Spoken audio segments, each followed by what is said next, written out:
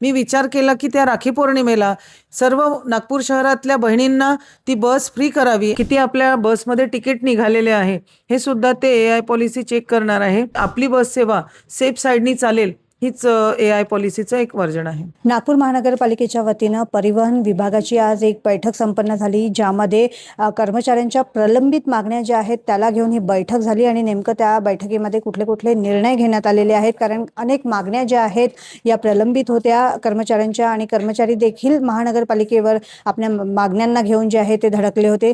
काय नेमक्या मागण्या त्यांनी केलेल्या होत्या आणि किती मागण्या त्यांच्या पूर्ण झालेल्या आहे आपण बघतोय. जसं की त्यांच्या वेतनाची थकबाकी होती, नंतर त्यांना HRA जो होता तो मिळत नव्हता आणि त्यांना सर्व्हिस ड्युटी पाहिजे होत्या.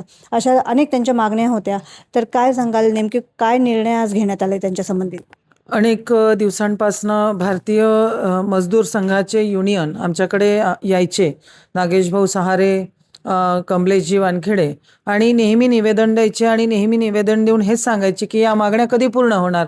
बरं, या मागण्या आताच्याच नव्हे तर या मागण्या अनेक वर्षांपासून होत्या, त्या कधीच पूर्ण झाल्या नाही. त्या आज ऐतिहासिक हा निर्णय मजदुरांसाठी, आमच्या कर्मचाऱ्यांसाठी झालेला आहे.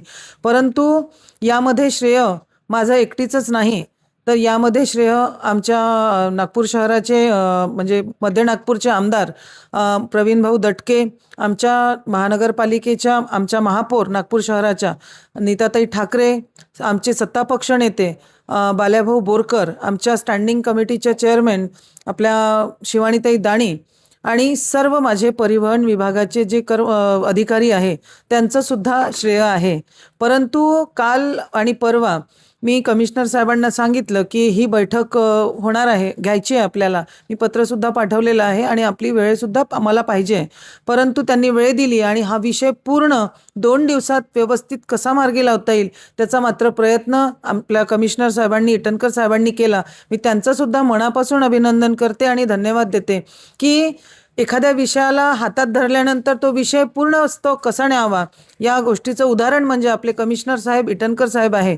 आणि त्यातल्या त्यात आज सहाय्यक कर्मचाऱ्यांच्या वेतनात थकबाकीचा विषय आज मंजूर झालेला आहे.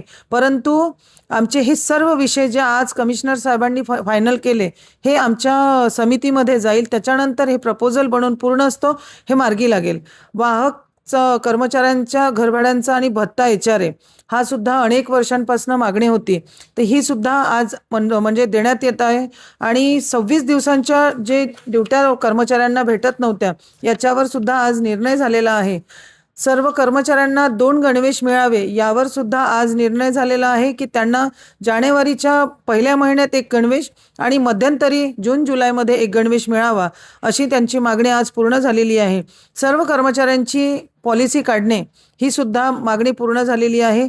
त्यानंतर पेमेंट जो PL आहे त्यांचं ते सुद्धा विचारात घेऊन ते कसं करता येईल याचा मार्ग नक्कीच आम्ही ते काढूया. वाठोडा डेपो इथे आणि मोरभवन डेपो इथे अनेक दिवसांपासून शौचालयाच्या अडचणी आहे. परंतु मोरभवनची अडचण अशी आहे की तिथे ते सर्व डेपोंमधनं एका डेपोमध्ये सर्व बसेस येतात आणि तिथनं आपल्या मोरभवनच्या तिथनं बसेस चालतात. म्हणून तो खूप मोठा डेपो असल्या कारणास्तव तिथे आमच्या कर्मचाऱ्यांना म्हणजेच कंडक्टर ड्रायव्हरला तिथे 10 रुपये जे द्यावं लागते, तर तो कंडक्टर आणि ड्रायव्हर 20-22 हजार किंवा 19 हजार ज्या व्यक्तीला पगार असेल तो व्यक्ती रोज 10 रुपये जर देतील तर ती खूप मोठी अडचण होती. म्हणून कमिशनर साहेबांनी म्हटलं की आम्ही परिवहन विभागाच्या माध्यमातून आपण त्या शौचालयाचा भार उचलू आणि आमच्या सर्व कर्मचाऱ्यांना तिथे शौचालय फ्री करू. हा सुद्धा आज एक निर्णय तिथे झालेला आहे. मी सर्वांचं आणि नागेश भाऊंचं आणि सर्वांचं मनापासून अभिनंदन आणि धन्यवाद करते. आज हे विषय आमच्या कर्मचाऱ्यांचे परिवहन विभागा माध्यमातून हे आज विषय मार्गी लागले त्याबद्दल सर्वांचे धन्यवाद व्यक्त करते. नक्की, ज्याप्रमाणे आपण काही प्रलंबित मागण्यांपैकी मागण्या ज्या आहेत ते पूर्ण केलेल्या आहेत आजच्या बैठकीत, त्याचप्रमाणे एक उपक्रम जो आहे रक्षाबंधनानिमित्त सुरू करण्यात येणार आहे. ज्या बहिणी आहेत त्यांच्याकरता आणि जे 10 वर्षापर्यंतचे मुलं आहेत त्यांना मुफ्त जो आहे प्रवास राहणार आहे, मोफत हा प्रवास राहणार आहे. याबद्दल काय सांगाल, कशा प्रकारे हा उपक्रम जो आहे असणार आहे आणि किती दिवस असणार आहे? रक्षाबंधनानिमित्त आपण फक्त तो एकच दिवस तो राहणार आहे सर्व महिलांकरिता. जसं सर्व लाडक्या बहिणींना जी योजना माननीय मुख्यमंत्री साहेब आपले महाराष्ट्राचे देवेंद्रजी फडणवीस साहेब त्यांनी जी योजना काढली लाडकी बहीण योजना, त्या दृष्टिकोनातूनच माझ्या डोक्यात सुद्धा कल्पना आली की नागपूर शहरामध्ये राखीला बहीण भावाला राखी बांधायला जेव्हा जाते तर त्या बहिणीला आपण काय देऊ शकतो. एक महिला म्हणून मी परिवहन विभागाच्या माध्यमातून काय देऊ शकते ती कल्पना आली आणि त्या कल्पनेच्या माध्यमातून मी विचार केला की त्या राखी पौर्णिमेला सर्व नागपूर शहरातल्या बहिणींना ती बस फ्री करावी आणि त्यांच्यासोबतच त्या बहिणीसोबत आमचे दयाभैया जे शहराचे अध्यक्ष आहे दयाशंकरजी तिवारी, मला एक कल्पना त्यांनी सुद्धा दिली की बोलले की त्या महिलेसोबत तिचा मुलगा सुद्धा फ्रीमध्ये जावा बसमध्ये. ही सुद्धा कल्पना मला त्यांची आवडली आणि मी त्या समितीमध्ये हा विषय घेऊन मंजूर केला.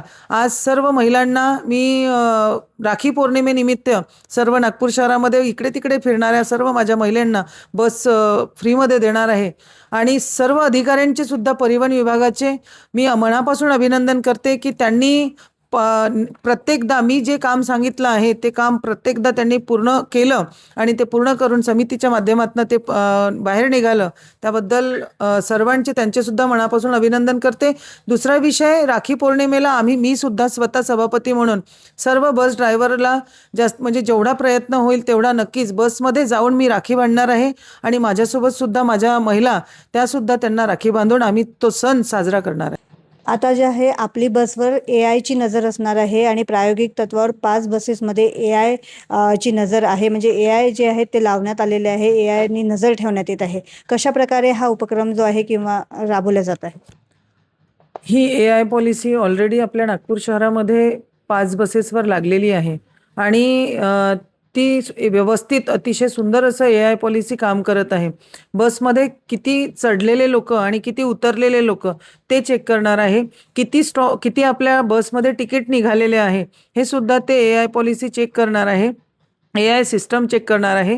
दुसरा विषय, या स्टॉपवरून त्या स्टॉपवर किती लोक गेले आणि किती लोक उतरले हे सुद्धा ती AI सिस्टम चेक करणार आहे. त्या कारणास्तव सर्व बसेसवर आमचा असा विचार आहे की टप्प्याटप्प्याने आम्ही ते AI सिस्टम लावावं आणि ते AI सिस्टम लावून आपल्या नागपूर महानगरपालिकेचा आणि आपल्या परिवहन डिपार्टमेंटचा ज्या काही चोऱ्या होतात बसमध्ये, कंडक्टर म्हणा किंवा काही तिकिटांच्या चोऱ्या होतात, ते होणार नाही आणि एकदम आपली बस सेवा सेफ साईडनी चालेल. हीच AI पॉलिसीचं एक वर्जन आहे. नक्कीच, ज्याप्रमाणे आपण बघतो आहे की नवीन योजना उपक्रम जे आहे आपली बससाठी राबवण्यात येत आहे. एकीकडे अतिरिक्त भार देखील हा सोसावा लागतो आहे. कुठेतरी विरोधकांकडून टीका करण्यात येत आहे. आता पुन्हा नवीन बसेस येणार आहेत, नवीन स्टॉपेज येणार आहेत आणि दिव्यांगांसाठी देखील खास फॅसिलिटी असलेली बस देखील सुरू करण्यात आलेली आहे. काय सांगाल? पहिले तर ही आपली बस सेवा आहे. पूर्ण महाराष्ट्रातच नव्हे तर पूर्ण देशात ही सेवा चालत आहे. तर या बसेसचे तिकीट जर तुम्ही बघाल तर अतिशय कमी दर आहे. म्हणजे 10 रुपये 12 रुपयापासून ह्या तिकीट्स आहे. तर विरोधक जे म्हणतात की परिवहन डिपार्टमेंट घाट्यात आहे, हे तेवढंच खोटं आहे. कारण कधीच परिवहन डिपार्टमेंट पूर्ण देशातलं कधी प्लसमध्ये राहू शकत नाही. त्याचं कारण असं की ही सेवा आहे, त्या कारणास्तव हा लॉस आपल्या महानगरपालिकेवर असतोच. परंतु असो, काही हरकत नाही. याच्याही पुढे आम्ही आपल्या परिवहन डिपार्टमेंटचं कसं इन्कम वाढवता येईल याच्याकडे मात्र आमचं फोकस आहे.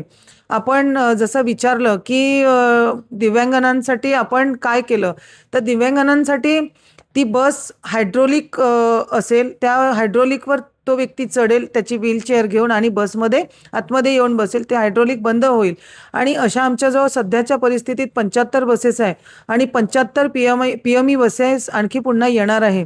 तर त्या दृष्टिकोनातनं नागपूर शहरात त्या दिव्यांगांना ही मदत होईल की इथनं तिथे प्रवास करते वेळेस त्या व्यक्तीला चढता येत नव्हतं, तर हे मात्र आता खूप सोयीस्कर झालं. आपली ही बस सेवा ही दिव्यांगांना सुद्धा सेवा देईल आणि या गोष्टीचा आनंद आहे की 2,08,000 प्रवासी आमचे आत्ताच परवाच्या दिवशी म्हणजे प्रवास केला त्याबद्दल नागपूर शहरातल्या सर्व नागरिकांचं मी मनापासून अभिनंदन करते की आपली बस सेवा ही प्रत्येक नागरिक वापरत आहे. आणि पहिल्यांदाच असं झालं की 2,08,000 प्रवासी बसमध्ये प्रवास केला. त्या आधीचा रेशो 1 महिन्याच्या आधीचा किंवा इथनं 15 दिवसाच्या आधीचा रेशो 1,60,000 1,70,000चाच रेशो होता. 2 लाखाच्या वर पहिल्यांदाच आम्ही गेलो. अशा प्रकारे आम्ही नागपूर शहरात आपली बस सेवेच्या माध्यमातून सेवा देण्याचा नेहमी आमचा प्रयत्न राहील, मानस राहील. आणि नवीन नवीन उपक्रम आम्ही राबवण्याचा नेहमी प्रयत्न करू. आणि आता महाराष्ट्राच्या लाडके मुख्यमंत्री त्यांच्या वाढदिवसानिमित्त गुणवंत विद्यार्थ्यांचा सत्कारसुद्धा आम्ही ठेवलेला आहे. जेणेकरून आमचे कंडक्टर, ड्रायव्हर, मेकॅनिक सर्व त्या आमच्या कर्मचाऱ्यांचे मुलं जे 10वी-12वी झाले आहेत त्यांचासुद्धा सत्कार आम्ही घेणार आहे. आणि असेच उपक्रम नेहमी राबवत राहू. धन्यवाद.